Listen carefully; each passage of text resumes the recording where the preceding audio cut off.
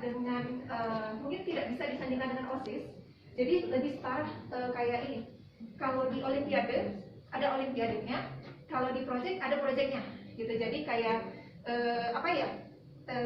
program sekolah gitu di luar OSIS itu. Gitu. Jadi sekolah memfasilitasi proyek-proyek anak-anak melalui STEM Expo dan anak ini ISPO. Jadi ini ISPO ini merupakan salah satu kompetisi yang wajib ya, fardu ain bagi sekolah kami untuk ikut gitu. Jadi kalau tidak ikut itu sudah pasti akan saya kena marah gitu, pasti akan dimarahi sekolahnya gitu, karena ini merupakan salah satu wadah untuk memfasilitasi yang tadi kurikulum Cambridge tadi seperti itu. Nah kemudian, ini tadi program sekolah itu merupakan science project. Jadi science project team atau tim project science itu merupakan program sekolah gitu. Jadi ketika awal semester anak-anak baru, nah ini yang sudah kami lakukan di bulan Juli itu biasanya kan ada orientasi siswa ya.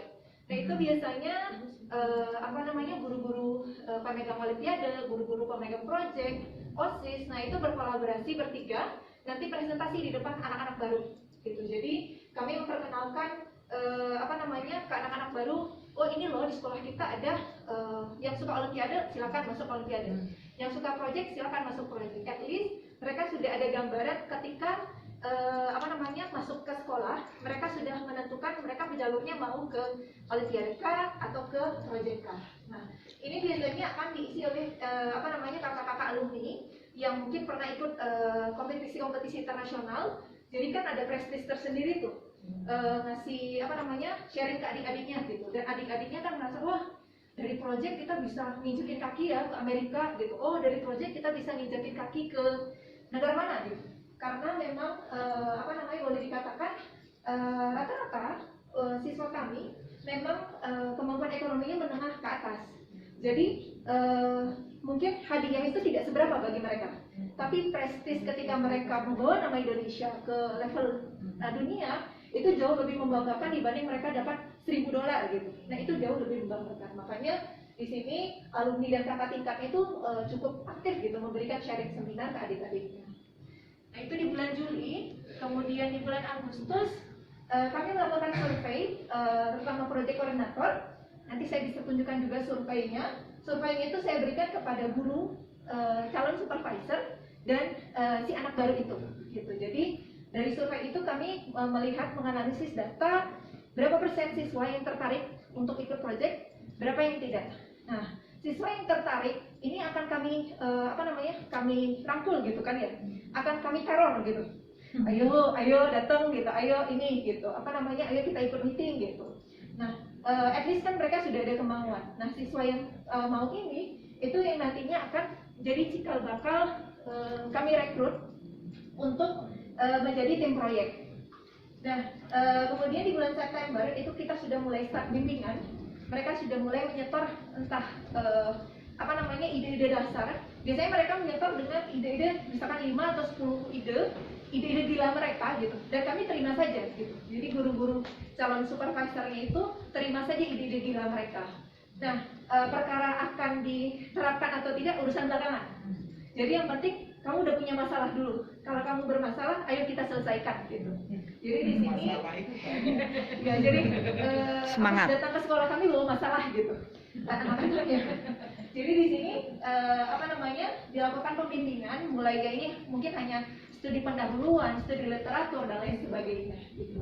Nah 2 tahun belakangan ini kami sudah mulai melakukan bahwa satu kelas minimal ada 1 proyek gitu. Jadi wali kelas, setiap rapat wali kelas kami selalu minta wali kelas, selalu teror wali kelas, mana nih proyek kelas kamu, mana nih proyek kelas kamu. Jadi setiap kelas wajib hukumnya menyetor proyek. Jadi saya tuh tukang teror ya, berasa rentenir gitu di depan wali kelas gitu. Nah ini dilakukan di bulan September.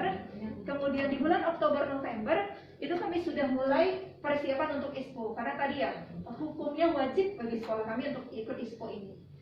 Nah setelah persiapan ISPO di bulan Desember itu nanti kan ISPO-nya ada di akhir November ya biasanya deadline pendaftarannya.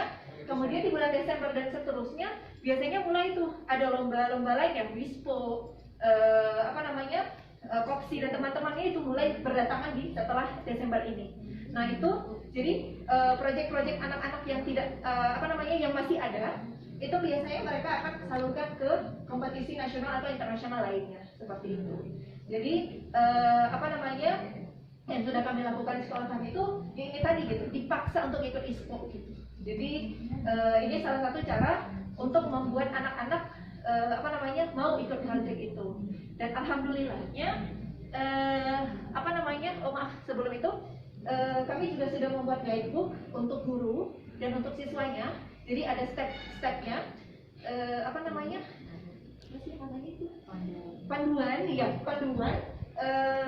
bagaimana mereka melakukan proyek itu. Jadi yang pertama mereka menemukan masalah dulu, kemudian merumuskan masalah, kemudian membuat pendahuluan dan lain sebagainya. Itu ada panduannya di guidebook ini.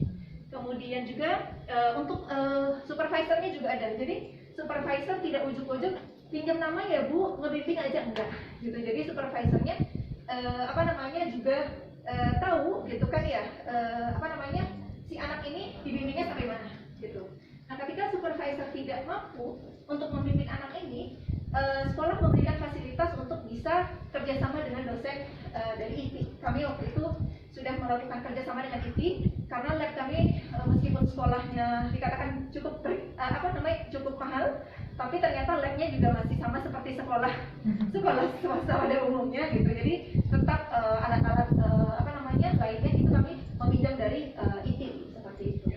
Nah ini, dan untuk dosen pun kami juga siapkan logbooknya atau guidebooknya. Jadi dosen tahu batasan sampai mana mereka membimbing anak-anak kami.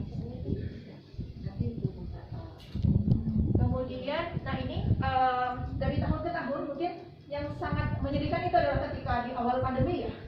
Ini jauh sekali drastis turun jumlah proyek anak-anak kami.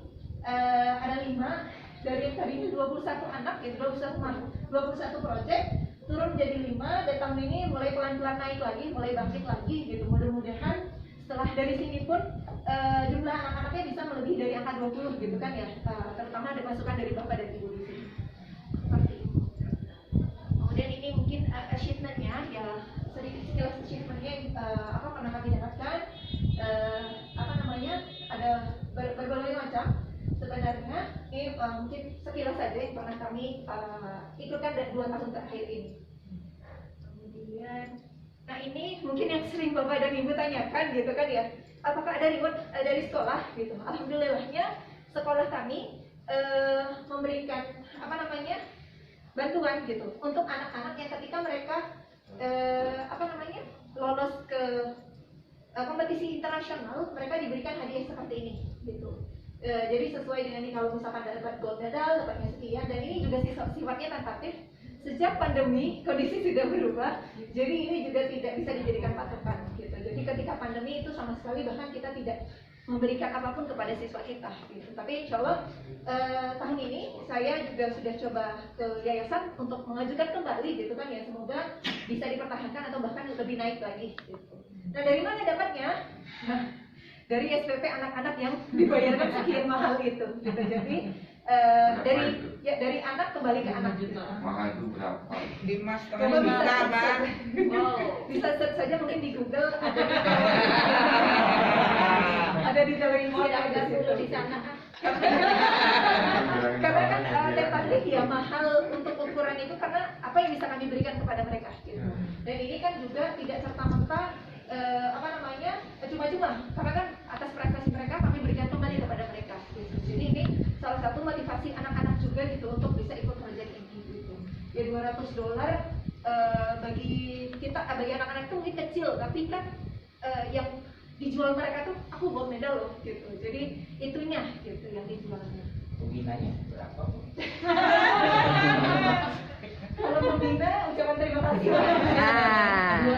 Makasih banget. Kalau nggak kasihkan dikasih.